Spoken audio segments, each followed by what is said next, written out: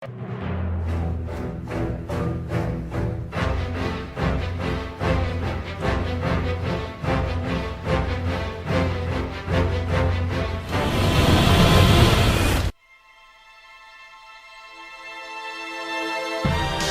G-Fans, it's Gojifan93 here, and welcome to day 21 of Godzilla-Thon 2014. Today we are taking a look at Godzilla vs. SpaceGodzilla. Now the two copies I have, I got the double feature one, the one with Godzilla and SpaceGodzilla and Destroyer, and then my newly acquired Blu-ray of Godzilla vs. Mechagodzilla 2 and SpaceGodzilla. Now, first off, I want to talk about the quality that I saw on the Blu-ray version, and man, oh man, has SpaceGodzilla never looked so good. Oh, it was awesome to see this movie in Blu-ray, and for the first time ever to see it in its original Japanese audio. Oh my god, the film was just so much better without that crappy English dub. Oh my god, this film, it's just like, boom, just, oh, all around better. So, anyways, Godzilla vs. SpaceGodzilla. Now, there are the figures to represent the film.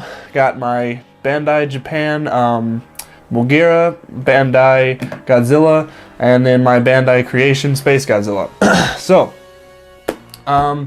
this film is kind of, it's, a lot of fans don't really consider it one of the best, and it's really not. I mean, it's not like one of the highlights of the Godzilla franchise, but I like it because they're just, once again, the things that they do in the film are just different. There's, you know, I mean, yeah, the formula is kind of the same, but it's just what they do in these films, in the Heisei films, that just makes them each stand out on their own. And once again, they do that. This time, by basically making a clone Godzilla, but from space and mutated and just like this more exaggerated version of Godzilla. I really, the Space Godzilla monster is my all-time favorite Godzilla kaiju. There's just, I've always loved Space Godzilla just because Space Godzilla just has a personality in the movie, and he just has, he's a villain. I mean, he just has this villain quality to him. He comes to Earth, captures Godzilla's son, and then creates a fortress in the city with, you know, his ice crystals everywhere. I mean, it's just, Space Godzilla is, to me, has the most personality out of any Godzilla character in my opinion. Obviously, it might differ from yours, so that's fine. But for me, Space Godzilla, he's just got it going when it comes to personality, and that's why I love this character. Yeah, but that can't be said for Moguera. On the other hand, Moguera is probably the most bland, useless character I've ever seen. I mean, like, the first battle between Moguera and Space Godzilla is pathetic. I mean, Moguera can't even do anything against Space Godzilla.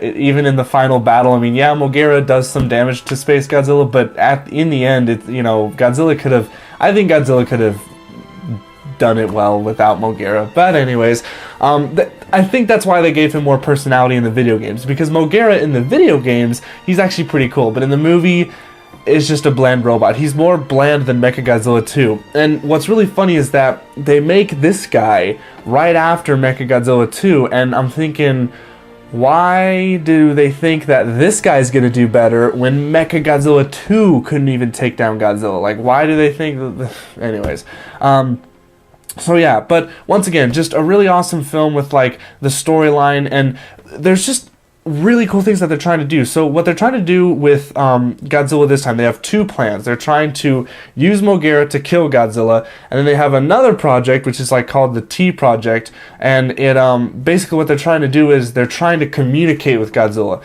and what they want to do is they want to use Mickey to you know, use her telepathy to contact Godzilla to control him that way. But it gets into the wrong hands because the scientist or doctor guy, he's actually gonna, you know, he's like a double crosser guy, and what his plan is that he actually wants to use Godzilla for his own doing. So he's kind of like the human bad guy in this story. And I think that's a really cool story, and I kind of wish that kind of storyline would be more fleshed out. I mean, the fact of a guy being able to control Godzilla that way, that would be pretty cool. That's just a really awesome little thing right there that I think was awesome for a story. And then with SpaceGodzilla, his origins, they actually, like, I mean, they have a full-fledged, like, origin for SpaceGodzilla. Like, they have two reasons why SpaceGodzilla why he got mutated into what he was because when Godzilla fought Biollante, when Biolante's, you know, spirit or essence went up into space, that had some G cells on, like some of Godzilla's DNA on it, and it went into space and then got sucked in with a black hole and then mutated into SpaceGodzilla, because in space, like, radiation's flying everywhere, and so in that cell it got mutated with radiation, you know, and became SpaceGodzilla. But they have another reason, that when Godzilla fought Mothra, that obviously Godzilla's DNA got onto Mothra in that battle, and when Mothra flew up into space to take care of that comet, that also is another possible reason that they speculate that that's how SpaceGodzilla became. And I think it's just awesome. Once again, we get another brother of Godzilla, basically. I mean, and that's what makes the Heisei series so cool. I mean, it's like Biollante is Godzilla's sister,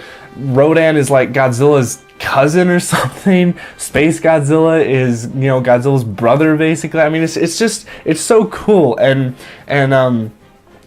once again, I cannot stress how, this is why I love the Heisei series, because each film does something different, and it pushes the origins of Godzilla, it pushes the science of Godzilla. That's why I love this series so much. But you know, other than that, also this film does not have Akira Ifukube, I believe it's another composer who does it, but it's very close. It's kind of similar to Akira Ifukube's work, but the soundtrack to this movie is just amazing. One of my favorite soundtracks, because the theme they give SpaceGodzilla is just, it's the perfect villain theme, and I love it so freaking much. You know, and I think that's really one of the reasons why I like this film a lot, is just because I love the character SpaceGodzilla, and I love the story surrounding it and what they try and do with it. And you know, I can see why other fans wouldn't really consider it a good movie, because it's really relevant at the beginning of the film that you can start to see some, like, problems with the suit. And I noticed this, like, especially when you're watching the Blu-ray version, because I forgot to mention, because this is on Blu-ray really likes to show a movie's flaws because it's so high def, and if a film wasn't filmed, or if a movie wasn't filmed in that high def era, Blu-ray can kind of show some, you know, wrinkles or whatever. So obviously you can see strings and stuff like that. But with Godzilla's suit, you can kind of see some, like, wear and tear. I mean, obviously the suit it's modified again from, you know, the last film, but it's still the basic design. But you can totally tell that Godzilla's tail, like, every time his tail went up, like, little parts of his tail would kind of fly off, and, like, you could just, it looked like his suit was about to fall apart. And another thing that I noticed that was really weird, and I don't know if anyone else noticed this, but when the first scene, when Godzilla's coming onto Bass Island, that's like the setting for like the first half of the film, when Godzilla's coming onto the island, Godzilla's finger, his index finger, is huge. It's like a freaking tumor is on his finger, and it's just weird. It just looks really out of place. You know, there's a lot of wear and tear, and you can kind of tell that Toho's starting to get tired. They're starting to get, you know, okay, man, we've been doing a film every year. Oh God, the budget's getting, you know, we can't spend as much money. We go blah blah blah blah. And this is why this is the second to last film in the Heisei series, which I'm really sad for, because we're almost done with this series, and I love this series, and I love to watch it. And I'm just really sad that we're almost done with it. But oh yeah, and then Little Godzilla's here. Little Godzilla has grown up from being baby Godzilla to now Little Godzilla, and his design has completely changed. He's, instead of a blue kind of dinosaur look, he's now back to, it's definitely the Heisei's interpretation of Minya, because Minya had, you know, the scrunched up face, big cartoon eyes, and, you know, like kind of cartoon body. Well, this is the Heisei's answer to it, but it's a little bit more you can tell it's more Godzilla, like, it's easier to look at him and say, yeah, that's Godzilla's son, because they make him green, he has scales, he has, you know, sharp teeth, but he still looks really adorable. He is so adorable, and I'm really mad that Bandai Creation canceled this character. I'm super mad because we were supposed to get a 6-inch, Bandai Creation figure of little Godzilla, and they never came out with it. I was so pissed. It was supposed to come out with the King Caesar, with the new King Caesar figure last year, but it never came out. I guess they canceled it, or maybe it'll come in the next wave. I don't know. But anyways, so little Godzilla's adorable. His roar is adorable. At the end of the movie, he can instead of shooting rings, he shoots little bubbles, whatever. It's just adorable. I love him. I want him as a pet. And one of the cast too is a really good cast. Obviously Mickey's back, and this the other character, Yuki, I believe is his name. He is my favorite character in this film because he's like the rugged, he has a backstory, and what's interesting is that they connect this film with Biollante when Godzilla, if you guys remember in Biollante with Godzilla when those soldiers were on the buildings and they were shooting the rockets at him to get the bacteria to make him kind of like, ugh. That one soldier that got killed because he looked behind him and he said, oh, this stuff is bad for you. You should try smoking. And then Godzilla killed him. That was actually Yuki's brother who got killed. So this guy, he wants revenge against Godzilla. So he's trying everything to, kill Godzilla. And I love this character. He's really cool. He has dimensions to him. And he has a really good character arc. He starts out as this very bitter, just I'm doing things my way. Then he turns into, what? Godzilla is a magnificent creature, and I'm done. I'm not gonna try and kill him anymore. I'm tired. He basically just was like, all right, whatever. He kind of just accepted the fact that he just cannot kill Godzilla. So I really like that character. He's my favorite character, human character in this film. But yeah, so I mean that's.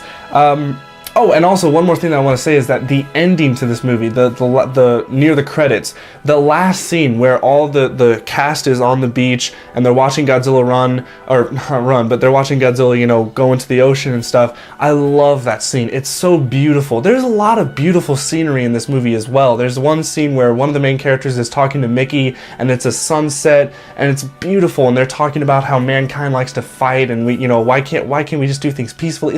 It's a beautiful shot scene. I love it. And then this last scene is really good too, and the music that plays, I love the credit music. Oh my god. I don't know. I have this guilty pleasure of Japanese music like this. I don't know why. I just love this kind of music. It's nice, calming, it's cool. I don't know. I just like it. Yeah, and I love it when if you guys notice, one of the main characters, I think he's the partner to the main protagonist. He kind of, if you guys notice in the end when they're on the beach and Yuki's over here with his significant other, and then the other characters with his significant other, the one guy's in the middle, and if you notice, you gotta watch him. He looks this way, he looks the other way, and then he goes, and you're like, oh, because he's left out. He doesn't have a significant other, so he's just like left out there. It's like, I noticed, it was really funny. The first time I ever noticed that. And then I love it when he runs out to Godzilla. He's like, hey, Godzilla, I still got a bone to pick with you. And he's running into the ocean trying to get, it's just funny. I love that end scene. It's just really good. But yeah, so I really like this movie. I know, I can kind of understand why some fans don't think of it as a really good one, but I really like this film.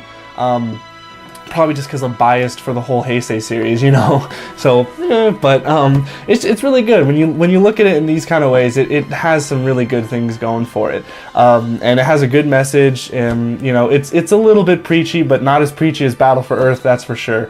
But yeah, that's pretty much all I got for this review. So thank you guys so much for watching. Stay tuned for tomorrow for the end of the Heisei series with Godzilla vs. Destroyer. And I'll see you guys then. Stay big, G fans.